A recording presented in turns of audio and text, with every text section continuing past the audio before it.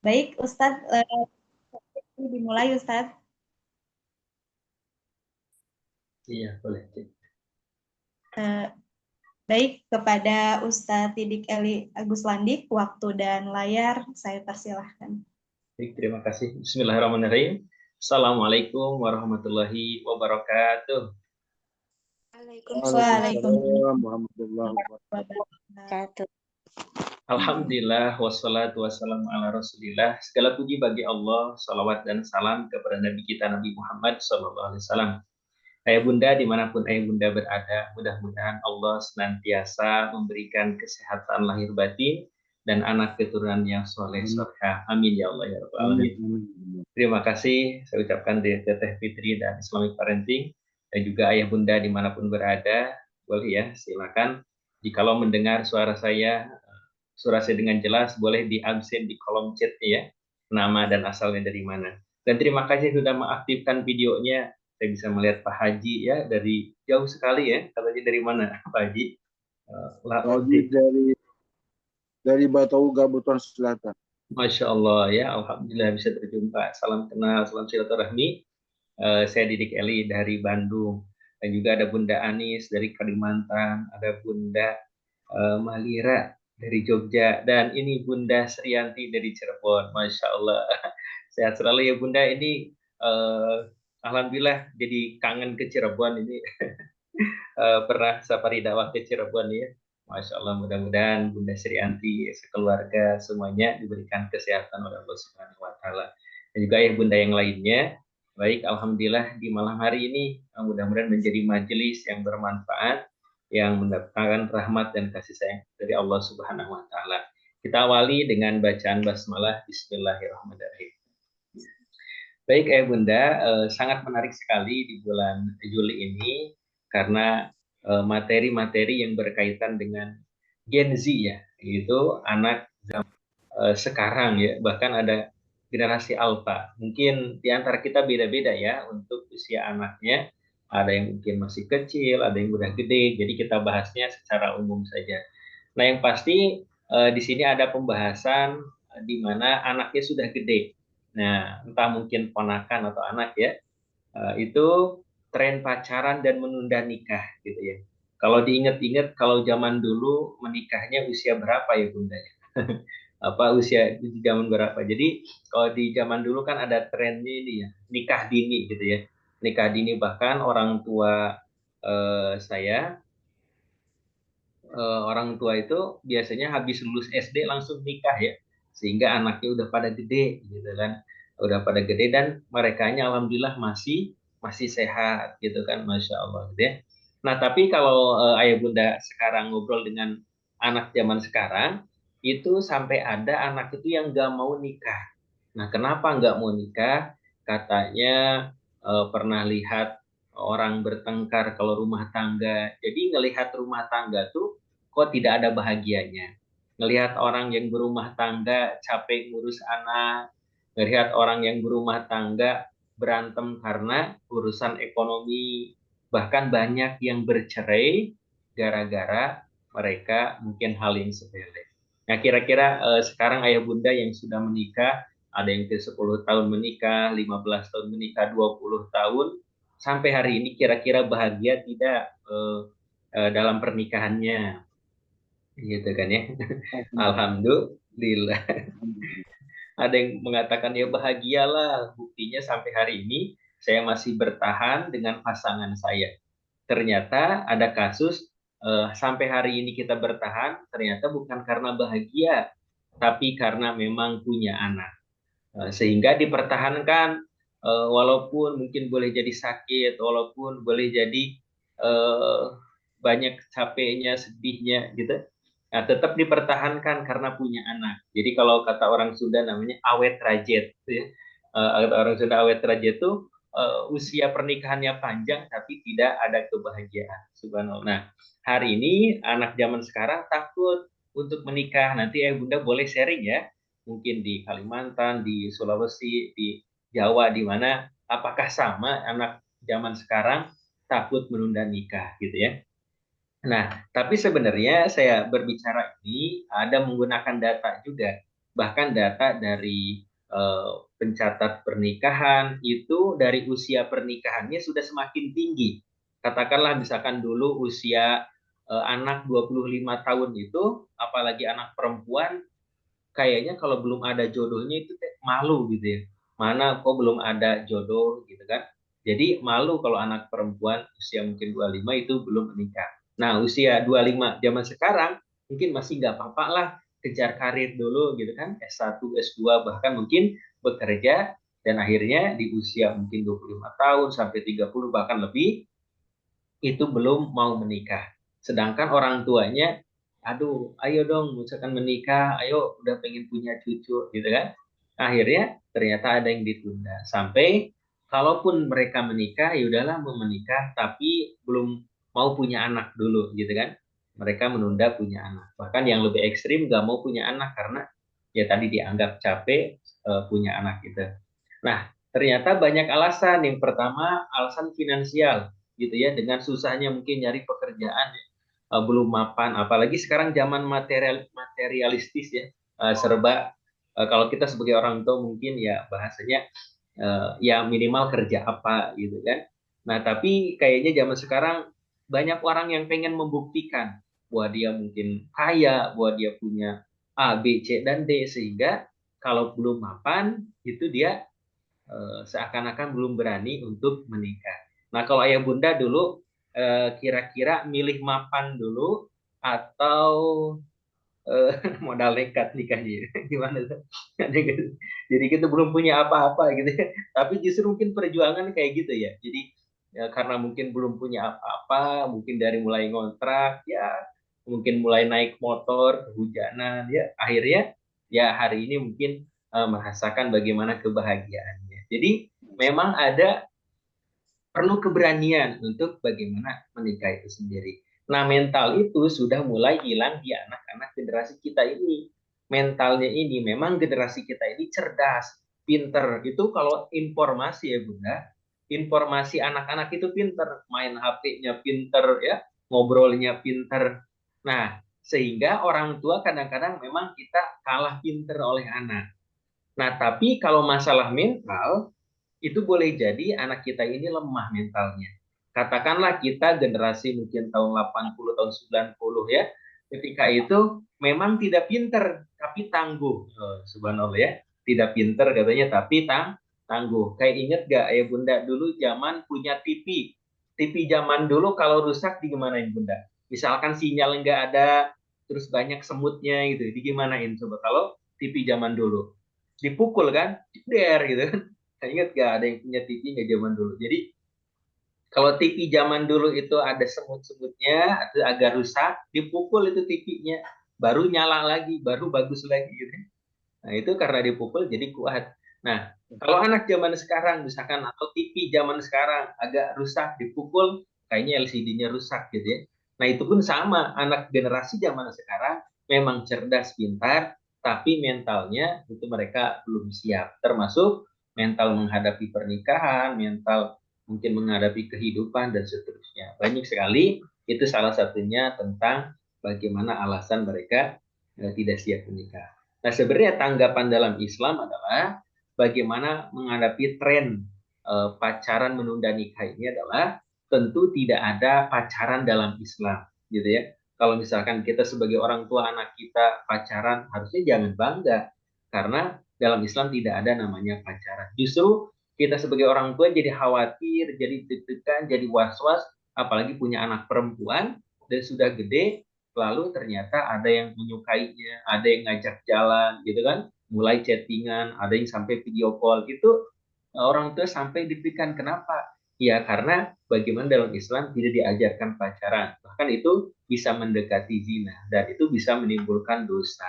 Nah, sehingga bagaimana ini harus menjadi solusi. Dan kalau dalam Islam solusinya adalah bagaimana ta'aruf, atau kalau belum waktunya masih jauh maka diajarkan untuk menahan diri, menundukkan pandangan atau berpuasa.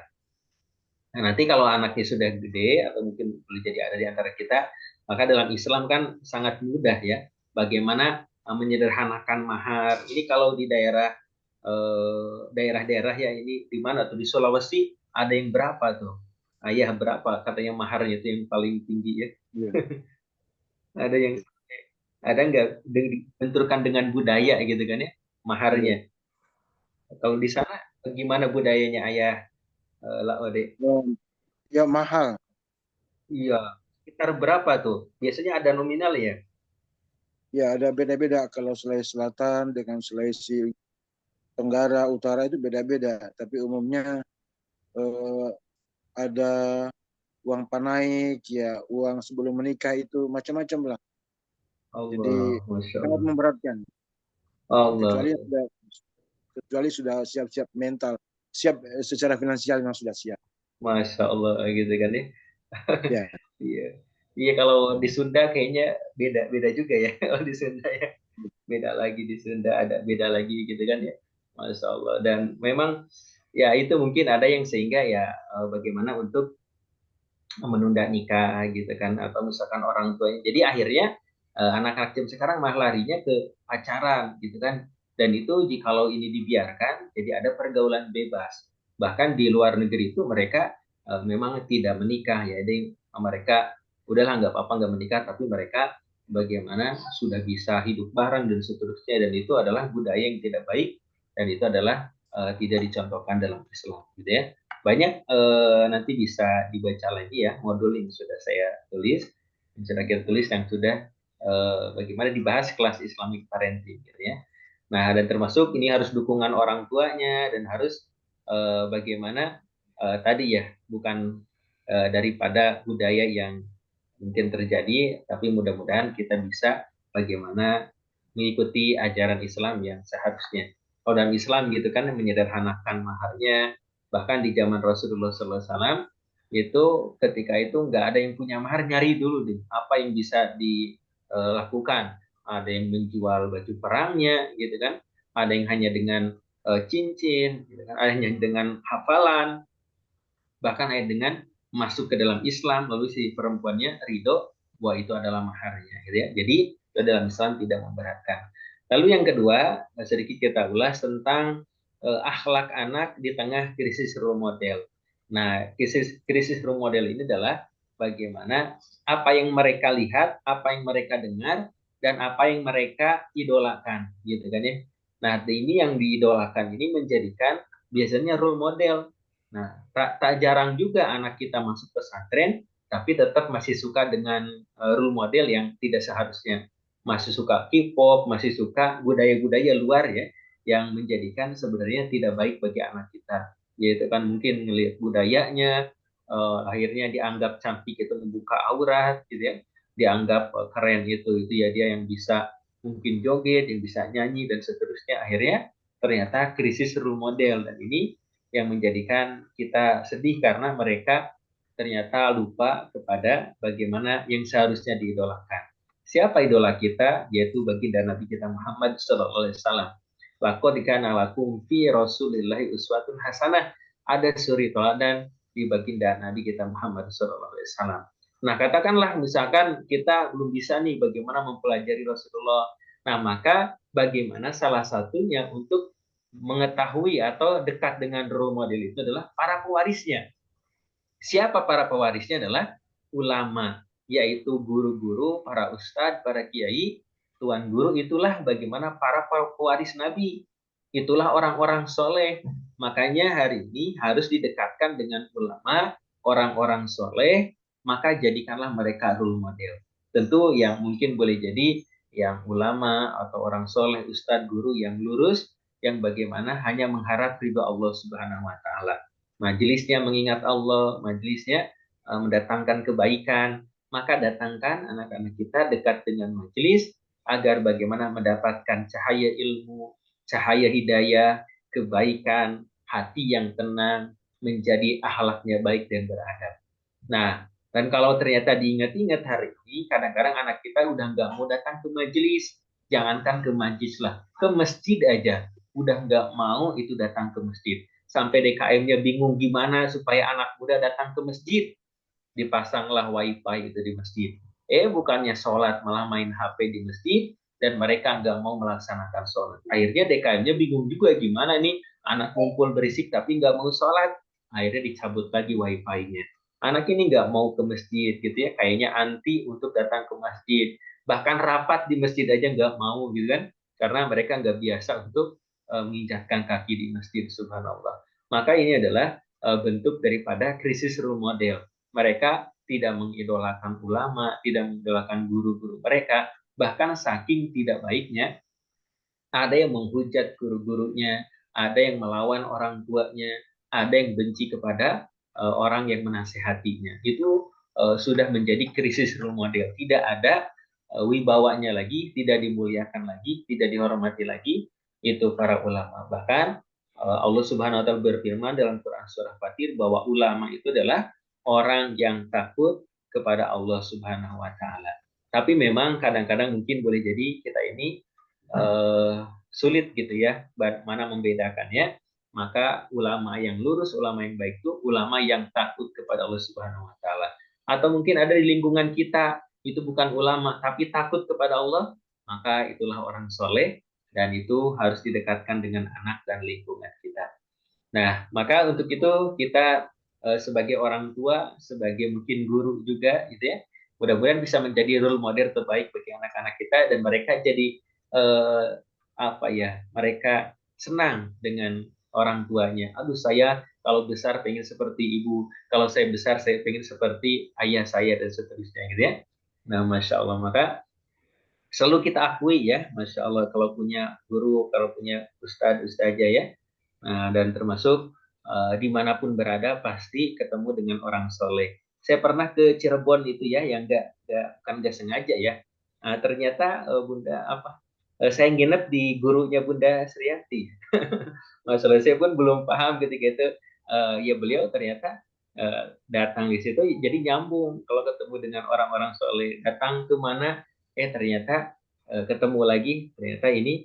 Jadi kalau punya guru gitu kan, itu selalu diingat, selalu diidolakan. Oh ya murid saya, oh ya guru saya selalu diaku. Tapi kalau gurunya tidak jadi idola, gitu, gurunya kayaknya nggak diaku lagi. Padahal ketemu juga nggak mau salaman gitu kan ya. Tapi kalau muridnya, gurunya itu disenang, ayo mampir dulu, ayo nginap dulu dan seterusnya, masya Allah gitu ya. Mungkin salah satu bukti gitu ya bahwa ketika misalkan ketemu dengan orang-orang soleh, maka selalu dibimbing, selalu dijaga, bahkan mungkin didoakan dengan kalaupun nggak ketemu dengan mungkin boleh jadi saat jauh atau mungkin jaraknya yang tidak bisa kita temukan. Maka berikutnya adalah tentang krisis jati diri. Nah, ketika mereka tidak kenal dengan ulama, dengan guru, dengan mentor, maka akhirnya krisis jati diri. Krisis jati diri itu adalah tidak mengenal dirinya.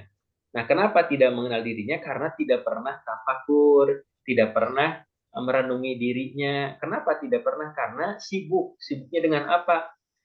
Dengan media sosial. Jadi pikiran dan jiwanya dikendalikan oleh media sosial sehingga lupa untuk melihat dirinya sendiri. Nah, inilah bisa menjadi krisis jati diri. Nggak tahu kemana, yang penting lagi tren, lagi rame, maka itu yang dilakukan. Terombang-ambing. Sehingga itu yang menjadikan bagaimana lemahnya mental. Nah, bagaimana untuk memberikan jati diri? Maka ketika itu hebatnya pendidikan Rasulullah SAW, maka pernah menyampaikan kepada Abdullah bin Abbas. Dalam hadis riwayat Tirmidzi menyampaikan kepada Abdullah bin Abbas, jagalah Allah, niscaya Allah akan menjagamu. Ini bagaimana menanamkan kepada dirinya, kepada hatinya bahwa harus senantiasa ada Allah Subhanahu wa taala, harus melaksanakan perintah Allah Subhanahu wa taala, dan akhirnya bagaimana menjadi orang yang beruntung, orang yang dekat dengan Allah Subhanahu wa taala. Dan termasuk Rasulullah SAW yang mengajarkan kepada Mu'ad bin Zabal, yaitu bagaimana memuji Mu'ad bin Zabal, yaitu Mu'ad bin Zabal orang-orang yang bagaimana dicintai oleh Allah Subhanahu wa taala. Menjadi orang yang bersyukur, termasuk bagaimana mengenalkan jati dirinya. Nah, gimana cara mengenalkan jati diri? Mungkin ini bisa berkaitan dengan minat dan bakat ya. Jadi Rasulullah itu yang paling pandai melihat bagaimana sahabatnya dan termasuk anak-anak kecil di antara mereka. Ketika itu adalah Ali bin Abi Thalib. Ali bin Abi Thalib usianya kisaran 12 tahun, tapi diberikan amanah dan tanggung jawab untuk menjaga rumah Rasulullah SAW. Rasulullah ketika itu mau hijrah dan disuruh Ali bin Abi Thalib jaga rumah, kau tidur di bagaimana kamar Rasul ketika itu untuk menjaga rumahnya. Jadi dia udah dipercaya di usia 12 tahun. Dan itu sudah mengenal jati diri bahwa Ali bin Abi Thalib orang yang bagaimana amanah ketika itu. Dan gitu kan kepada Mu'ad bin Jabal di usia 17 tahun sudah diutus menjadi dai ke Yaman. Nah, kalau anak-anak kita 17 tahun apakah sudah mengenal belum dengan jati dirinya? Sudah punya belum visi misi hidupnya? Ini sahabat Nabi 17 tahun sudah pergi berdakwah ke luar negeri atau keluar dari kotanya untuk pergi ke Yaman ketika itu. Dan termasuk Usama bin Zaid diangkat menjadi komandan pasukan itu di usia 17 tahun. Nah, kenapa? Karena mereka sudah mengenal dengan dirinya, saya menjadi apa. Kalau ada ternyata orang yang pintar dakwahnya, maka dia diutus menjadi pendakwah. Ada yang pintar berperang, diutus menjadi berperang. Ada yang ahli dalam ilmu, dalam kepemimpinan, maka diberikan amanah tersebut. Dan termasuk anak kita berarti minat dan bakatnya harus ditelusuri dan jati dirinya. Sampai sudah lulus kuliah juga masih bingung juga mau kemana ya Mak, mau kemana ya Pak, ini masih bingung gitu kan, dan belum mengenal dirinya, kira-kira saya menjadi apa. Nah, sehingga ternyata kita boleh jadi sebagai orang tua belum mengenalkan tentang dirinya, mau kemana dia hidup, mau jadi apa, dan mau untuk siapa dia hidup itu. Sehingga kalau kita diperintahkan oleh Allah Subhanahu Wa Taala, yaitu untuk ibadah, tidaklah diciptakan jin, manusia, dan kita ini bagaimana untuk ibadah kepada Allah Subhanahu Wa Taala. Maka berarti harus kita telusuri untuk bagaimana fungsi dan maksud penciptaan kita yang diciptakan oleh Allah Subhanahu Wa Taala. Nah, berikutnya belajar bahasa hati anak zaman sekarang. Nah, menarik sekali ya kemarin diskusi di kelas Islamic Parenting. Saya coba bahas kan karena bahasa hati itu kan ngobrol ya.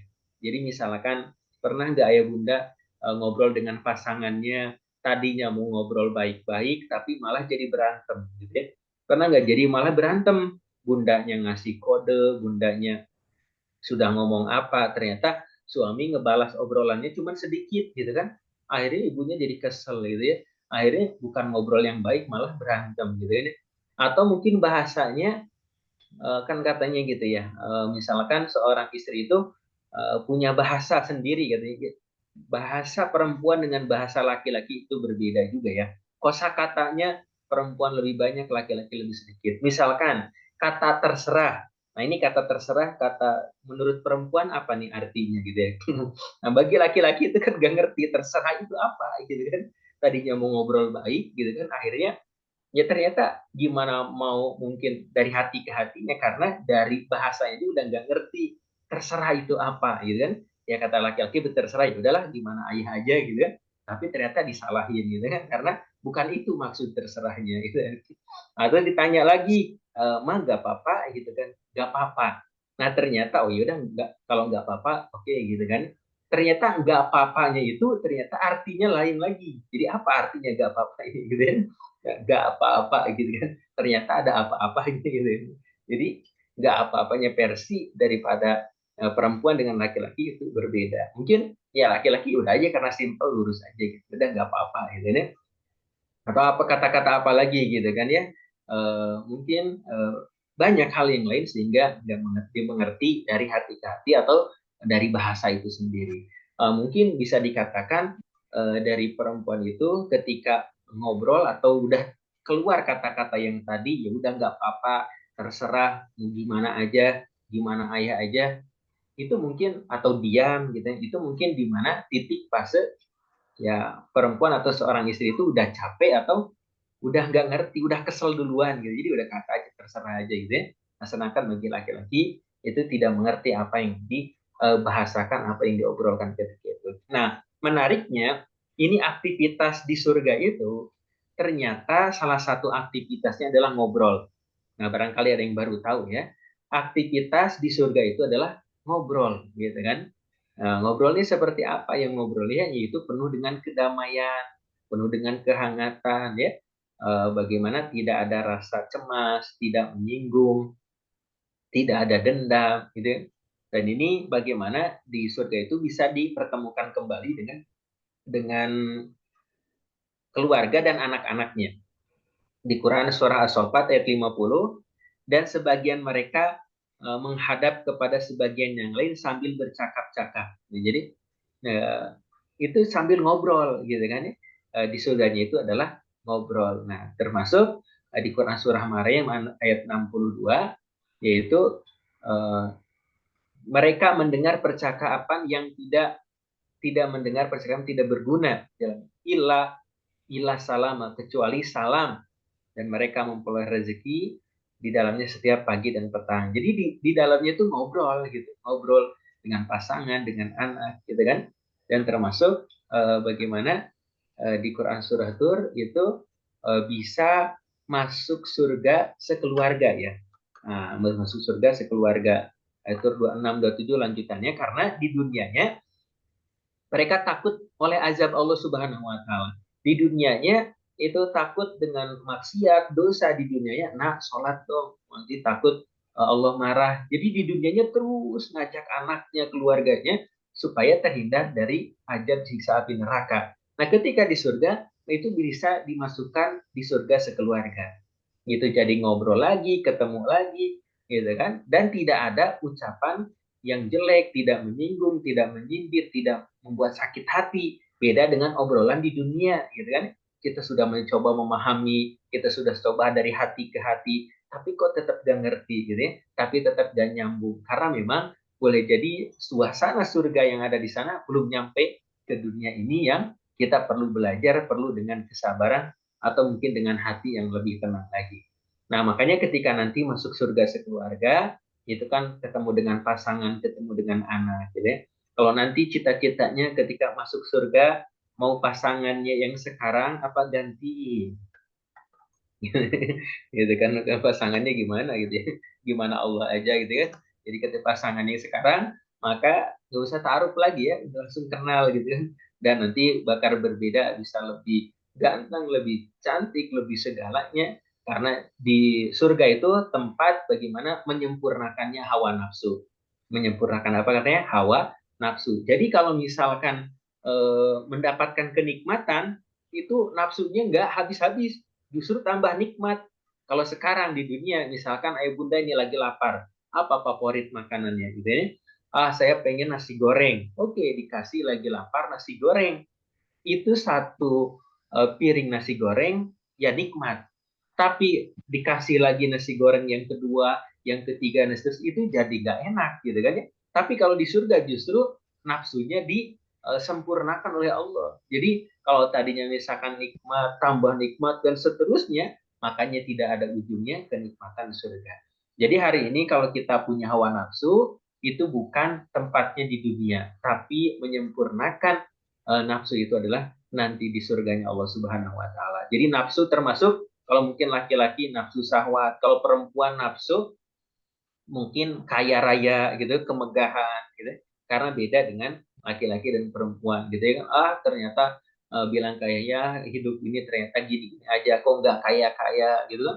Orang yang udah beli mobil, udah punya rumah, udah segalanya, emas di mana-mana, kok anggap terus kayak gini gitu. Ya ternyata bagaimana mungkin hari ini belum bisa disempurnakan. Tapi di surga, bunda mau punya kemegahan, emas, berlian, maka disempurnakan oleh Allah Subhanahu wa taala.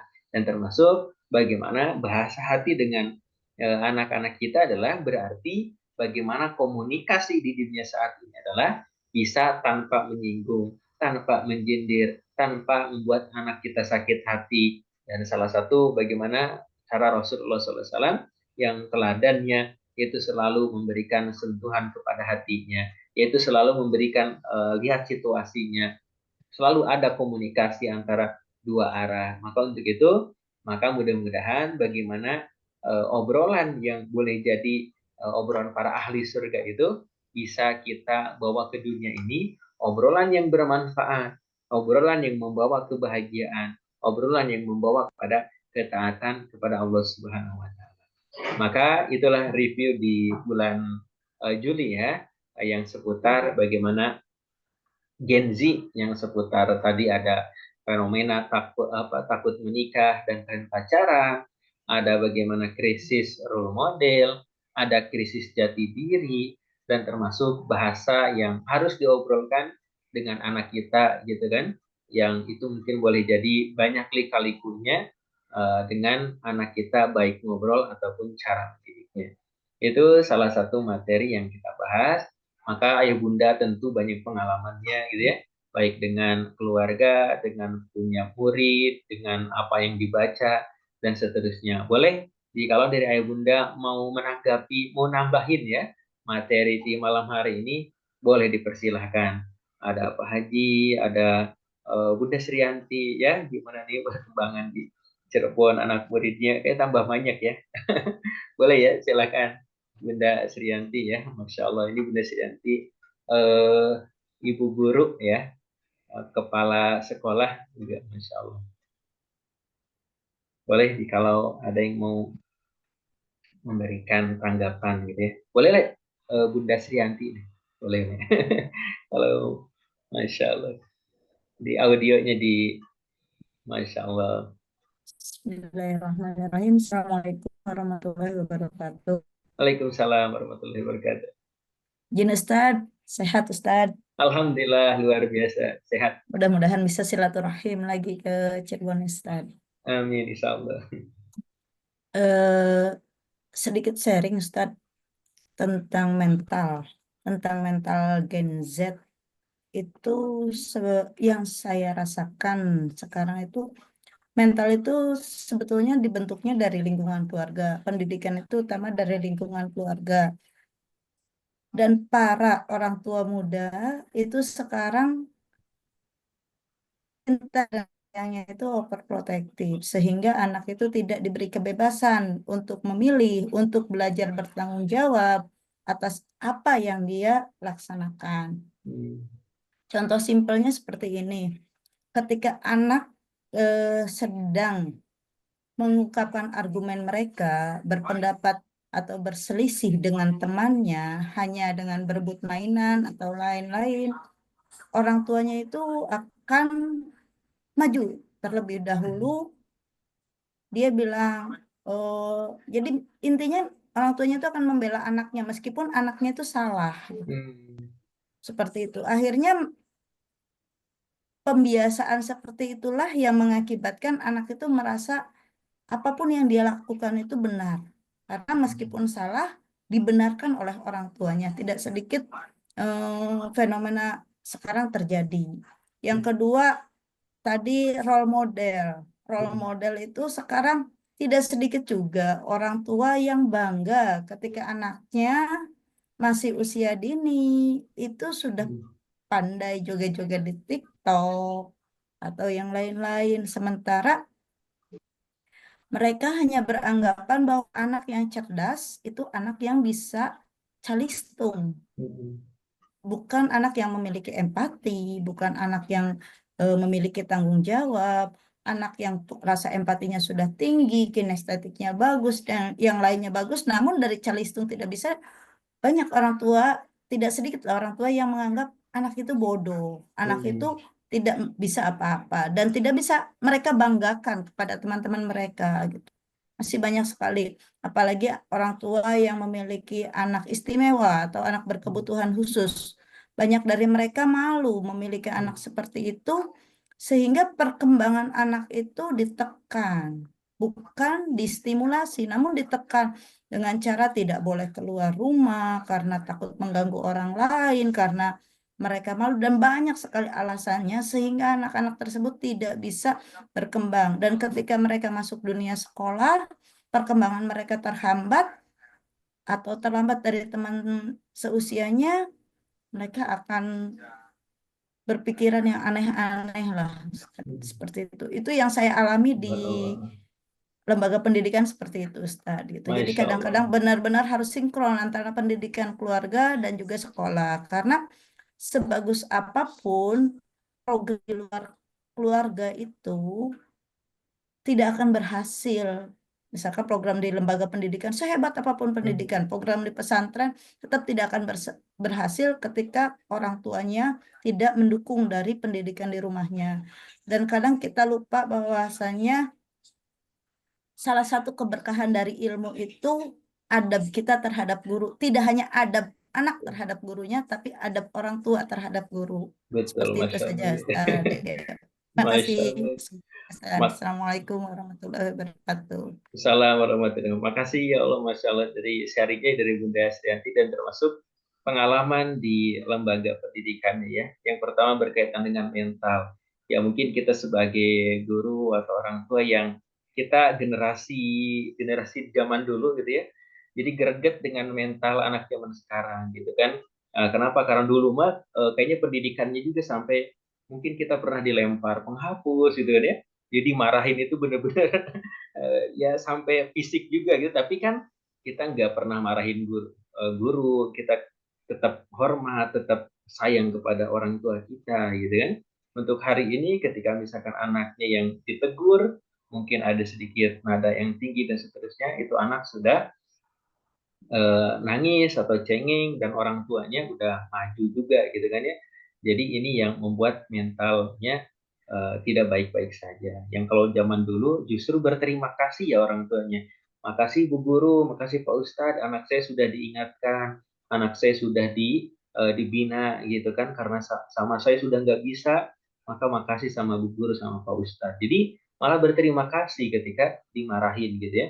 Nah, ternyata anak zaman sekarang ketika ditegur, ya mungkin ada kena marah dikit, bukannya terima kasih, malah udah jangan di sekolah ini gurunya galak gitu kan, subhanallah.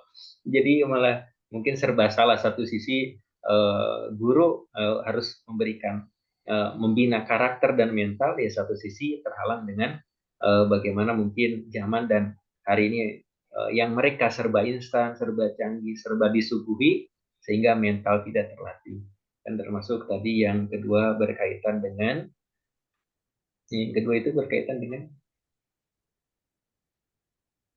wow dia Role model tadi, Ustaz. oh ya role model ya, Masya Allah ya.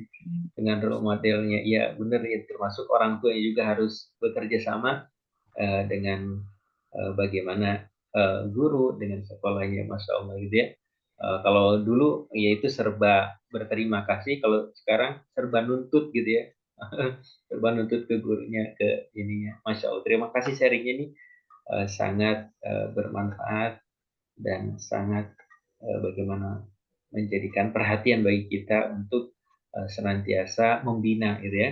Tapi insya Allah dengan dibina gitu, dengan mindset yang harus kita sampaikan, maka mudah-mudahan sedikit tega mungkin bagi anak ya. Dan termasuk anak cerdas pintar itu bukan karena bisa baca tulis menghitung itu, tapi semua anak itu unik, punya kelebihan, punya kemampuan, termasuk tadi di zaman Rasulullah SAW itu ada yang memang pandai berdagang, pandai menghafal, pandai berperang dan seterusnya, itu punya kelebihan masing-masing. Makasih Bunda Srianti, mudah-mudahan sehat selalu dan semakin terus bagaimana menebarkan manfaat dan keberkahan oleh Allah Subhanahu wa taala. Nah, barangkali ada dari yang lain Ayah Bunda yang mau menambahkan, yang mau menanggapi atau sharing di malam hari ini, boleh ya Teh Fitri atau Ayah Bunda lainnya.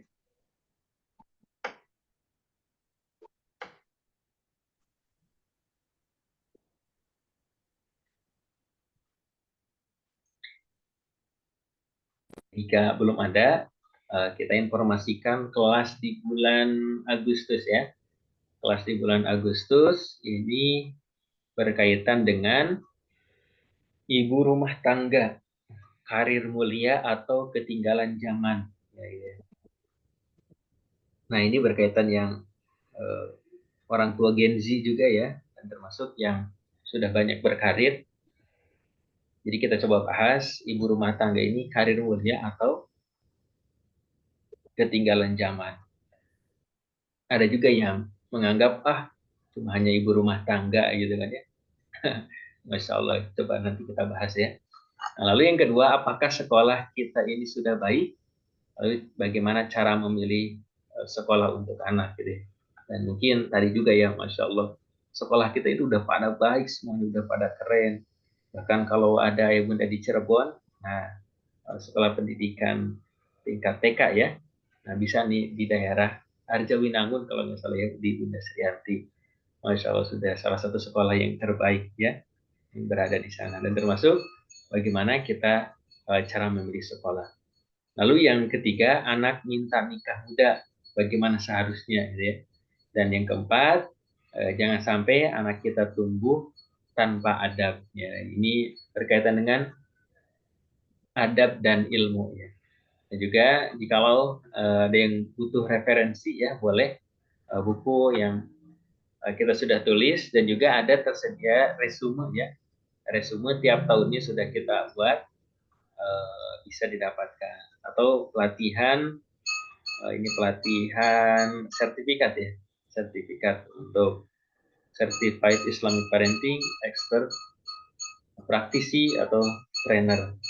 Dan juga kegiatan safari dakwah, insya Allah masih di Bandung, ya, untuk bulan ini, atau silahkan bisa mengajukan, mudah-mudahan waktunya bisa pas. Dan kami ucapkan terima kasih kepada support dakwah, ya, yang mendukung kegiatan sosial kita juga.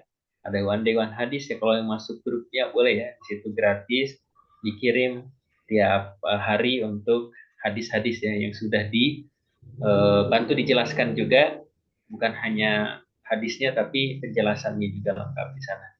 Juga kajian mingguan, muliakan guru ngaji, atau program tahunan. Dan ini alhamdulillah yang sudah istiqomah, ada Bunda Eis dari Bekasi, Bunda Erna Wonosobo, Bunda Anissa, Bunda Hadriani, ya, dan ayah bunda lainnya. Dan kita akan menjadi amal kebaikan bagi siapapun yang support kegiatan, baik kegiatan Islamic Parenting atau yang lainnya. Mungkin itu barangkali Teh Fitri di malam hari ini, dan ayah bunda, terima kasih yang sudah bergabung. Mudah-mudahan ayah bunda semuanya diberikan kesehatan lahir batin oleh Allah. Ada Pak Haji Agus Salim, ya, yang jauh di sana, alhamdulillah bisa berjumpa, ya. Masya Allah. Amin. Masya Allah. Bunda Anis juga dari Kalimantan Timur, Masya Allah. Bunda Srianti dan ayah bunda lainnya yang tidak bisa disebutkan satu persatu. Itu yang bisa disampaikan, dan kita tutup dengan doa, Rabbana hablana min azwajina wa dzurriyyatina qurrata a'yun waj'alna lil muttaqina imama. Rabbana atina fid dunya hasanah wa fil akhirati hasanah wa qina adzabannar. Walhamdulillahirabbil alamin. Saya Didik Eli Agus Landik. Assalamualaikum warahmatullahi wabarakatuh. Ustadz, itu ada saya bertanya. Oh iya, Ada. boleh. Izin sebentar.